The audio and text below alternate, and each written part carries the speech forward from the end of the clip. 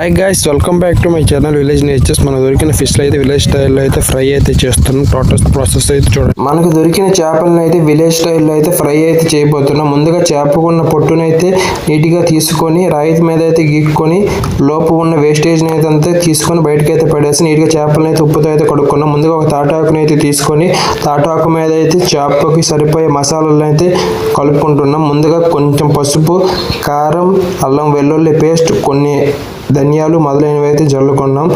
నీట్గా అయితే మసాలా అయితే నీట్గా కలుపుకోవాలి. మంచిగా మసాలా ఎంత టేస్ట్ ఉంటే చేప టేస్ట్ కూడా అంతే బాగుంటుంది. కొంచెం ఆయిల్ని అయితే వేసుకొని నీట్గా అయితే మొత్తం ముద్ద అయితే మొత్తం నీట్గా ఉంచే విధంగా అయితే కలుపుకుంటున్నాం. ఇలా ఊరికి దూరంగా ఉంటే చాలా అయితే బాగుంటుంది. టేస్టీ ఇలాంటి న్యాచురల్ ప్లేస్లో అయితే వంట చేసుకుంటే చాలా హ్యాపీగా అయితే ఉంటుంది. మనసు ప్రశాంతంగా చాలా బాగుంటుంది. మొత్తం నీట్గా మసాలాను అయితే కొంచెం అయితే ఆయిల్ అయితే తక్కువ అయితే ఉండడం వల్ల కొంచెం వాటర్ అయితే వేసుకోవాలి. నీట్గా అయితే మసాలా అయితే పడుతుంది. చూడండి ఏ విధంగా అయితే మసాలా అయితే వస్తుందో. ఇలా ఘాటుగా అయితే వస్తే ఆ హీట్గా అయితే మొత్తం నీట్గా అయితే వస్తుంది. మొత్తం అయితే చూడండి ఏ విధంగా అయితే వచ్చిందో. ఇప్పుడు ముందుగా కోసుకున్న చేపలను అయితే చూడండి, చేపలకి అయితే నీట్గా అయితే చుట్టూ అయితే ఘాట్లు అయితే పెట్టుకున్నాం. చాకుతో అయితే మసాలాలు అయితే ఇలా ఘాట్లు అయితే పెట్టుకుంటే మసాలాలు అయితే చేపకైతే నీట్గా అయితే అబ్జర్వ్ అవుతాయి. చేప టేస్ట్ కూడా చాలా బాగుంటుంది. చూడండి లోపల అయితే నీట్గా అయితే మసాలా దూరడానికి కోసుకున్నాం. మసాలాలు అయితే మొత్తం చేపకైతే నీట్గా అయితే అంతే టేస్ట్ అయితే న్యాచురల్గా భలేగా అయితే ఉంటుంది.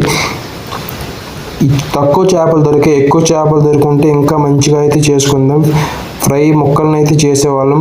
ఇలా తక్కువ ముక్కలు దొరకడం వల్ల చేపలు దొరకడం వల్ల ముక్కలు చేస్తే ఎవరికి దొరకదని టోటల్గా అయితే చేపల జాయిన్ అయితే ఫ్రై అయితే చేస్తున్నాం. ఇలా చేస్తే చాలా టేస్ట్ అయితే బాగుంటుంది.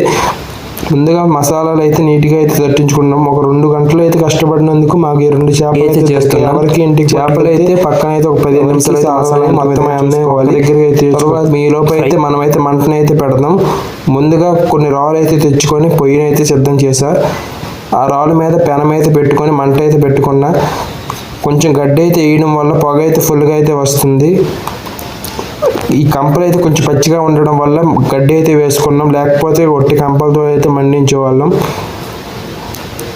ఇలా కంపల మీద ఉంటే టేస్ట్ అయితే న్యాచురల్గా అయితే భలేగా ఉంటుంది. ఇంటికంటే ఉండే కన్నా ఇలాంటి కంపల మీద ఉంటే చేపల టేస్ట్ కూడా చాలా బాగుంటుంది.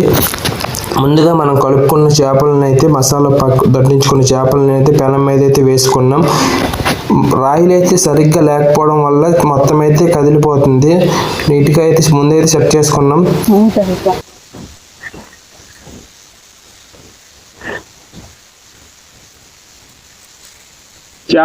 చేపలు అయితే చూడండి మంచి సైజులు అయితే ఉన్నాయి. ఆయిల్ అయితే కొంచెం అయితే వేసుకోవాలి. ఆయిల్ అయితే చాలలేదు. పెనం అయితే నీట్గా ఉండకపోవడం వల్ల మొత్తం అయితే ఆయిల్ అంతా ఒక దిక్కు అయితే వెళ్ళిపోతుంది. మనమైతే అనుకోకుండా చేయడం వల్ల ఏమీ సెట్ అవ్వకుండా ఏదో విధంగా అయితే నీట్గా అయితే చేస్తున్నాం. చూడండి ఫ్రై అయితే ఏ విధంగా అయితే అవుతున్నాయో. ఇలా తింటే టేస్ట్ భలేగా అయితే ఉంటుంది. ఈ చేపలను అయితే నీట్గా అయితే ఫ్రై అయితే చేసుకుంటున్నాం. ఒక సైడ్ అయితే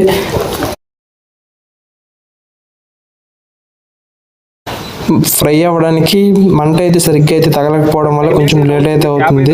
మనమైతే ఏ క్లాత్ ఏం తేకుండా అయితే వచ్చేస్తాం. అందుకోసమే చూడండి న్యాచురల్గా అయితే కర్రతో అయితే తిప్పుకొని ఫ్రై అయితే చేస్తున్నాం. అంత న్యాచురల్గా తింటే టేస్ట్ కూడా అంతే బాగుంటుంది. ముందుగా చేపలను అయితే ఒక పక్క అయితే కుక్ అయితే అయ్యి ఇంకొక సైడ్ అయితే తిరిగేసుకుంటున్నాం. ఏమి తేకపోవడం వల్ల చేపలను తిప్పడం చాలా కష్టంగా అయితే ఉంది. మొత్తం ఫ్రై అయితే న్యాచురల్ ప్రాసెస్లో అయితే చేస్తున్నాం. మొత్తం ఊరికి దూరంగా వచ్చి ఫ్రైని అయితే చేస్తున్నాం. చెయ్యి ఈలోపు అయితే మంట ఫుల్ అవ్వడం వల్ల చెయ్యి అయితే కాలిపోయింది. ప్రతిసారి మనం వంట చేసినప్పుడు ఏదో ఒక తీపి జ్ఞాపకం అయితే వస్తుంది. ఆల్మోస్ట్ 90% అయితే ఫ్రై అయితే కంప్లీట్ అయిపోయింది. ఈలోపు అయితే కరివేపాకుని అయితే వేసుకుందాం. కరివేపాకు వేసుకుంటే మంచి ఫ్లేవర్ అయితే వస్తుంది. టేస్ట్ కూడా మంచిగా అయితే ఉంటుంది. కరివేపాకు అయితే న్యాచురల్గా మనం పక్కన ఉన్న పొలం నుంచి అయితే తెచ్చుకున్నాం. ఏది కూడా కెమికల్ ఏమి లేకుండా డైరెక్ట్ మొత్తం న్యాచురల్గా అయితే వండుతున్నాం. చూడండి ఏ విధంగా అయితే వంట అయితే ఏ విధంగా అయితే ఉందో. ఫ్రై అయితే మంచి టేస్ట్ 90% అయితే మొత్తం కంప్లీట్ అయిపోయింది. ఇక్కడైతే మా వాళ్ళు అయితే ఎప్పుడప్పుడు తిందామని ఆతృతగా అయితే ఎదురైతే చూస్తున్నారు. ఇంత కష్టపడి ఉండే 2 నిమిషాలు అయితే వెయిట్ చేయక తప్పదు. చూడండి ఏ విధంగా అయితే పొలాల మధ్యలో అయితే వచ్చి వంట అయితే సెట్ చేసుకున్నాం. ఇలా పొలాల మధ్యలో అయితే వండుకుంటుంటే మనసుకి ప్రశాంతంగా ఉంటుంది. ఇలా నేచర్ మధ్యలో అయితే కుక్ అయితే చేసుకుంటే మనసుకైతే చాలా హ్యాపీగా అనిపిస్తుంది. మనం కుక్ చేసుకున్న ఫ్రై అయితే ఆల్మోస్ట్ అయితే కంప్లీట్ అయితే అయిపోయింది. నెక్స్ట్ యూత్ కుర్ర వాళ్ళకైతే ఏ విధంగా వంట చేయాలో మొత్తం అయితే డీటెయిల్గా అయితే నేర్పిస్తున్నా. వీడియో నచ్చినట్టయితే లైక్ చేయండి. ఇలాంటి కంటెంట్ కోసం మన ఛానల్ని సబ్స్క్రైబ్ చేసుకోండి. Please support me guys. మనం చేసుకున్న ఫ్రై అయితే తింటుంటే సమ్మగా భలేగా అయితే నోట్లోకి అయితే వెళ్ళిపోతుంది. ముక్క అయితే మెత్తగా భలేగా అయితే ఉంది. టేస్ట్ అయితే మామూలుగా లేదు గైస్. చూడండి టేస్ట్ అయితే ముక్క అయితే మెత్తగా భలేగా అయితే కుక్ అయింది. టేస్ట్ ఎలా ఉందా చూడండి.